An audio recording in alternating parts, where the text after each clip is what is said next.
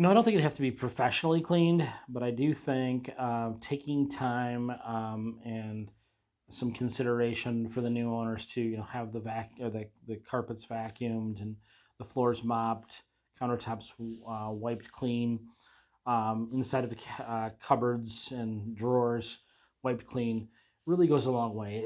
It's what we really call kind of a courtesy. It really makes the new buyer um, feel really good about the home that they've just acquired. And I think in general, I think a lot of sellers feel really good. They have a lot of pride in wanting to turn the home over properly. So it's just something to have a plan in place.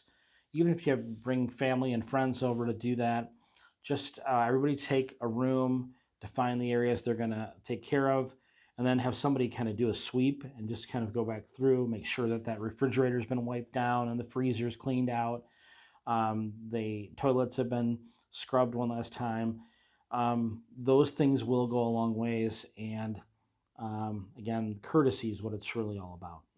There have been some challenges that we've been faced with both buyers that were so excited to get their new home, and then they get there and there's some debris, trash, other personal effects that are left in the home, and that can be very frustrating. Now, sometimes it's accidental. Okay, some things get left in a cabinet in the lower level, down in the family room there, and somebody just missed it, and those sellers probably want those things back. So that's usually an understandable thing, but leaving trash, debris, very frustrating. I can think of one situation that occurred actually through the pandemic where first time buyer, I went to do a final walkthrough on his behalf. He wasn't in the area.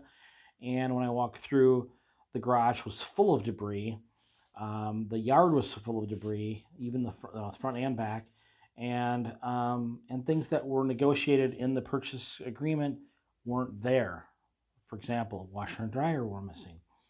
Curtains were missing. Blinds, things like that. So that's okay. We took action and we worked through it, and were able to get a resolution that worked for our buyers, our clients. And there are other times where we've had, maybe an example of a seller maybe just didn't understand it completely, and or was just rushed and left the property and missed a couple areas, and that can be frustrating, particularly if they move out of the area.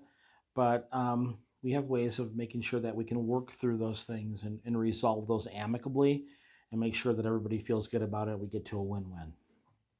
Now, so it's really important to note that if you're a seller and you have post-closing possession and you leave the home and there's some debris, personal effects that are left behind, you're really not doing a favor to the buyer. In fact, it can really taint the experience, and that's not good for anybody. And we really don't want to have to experience that. The other thing is it can actually cost you.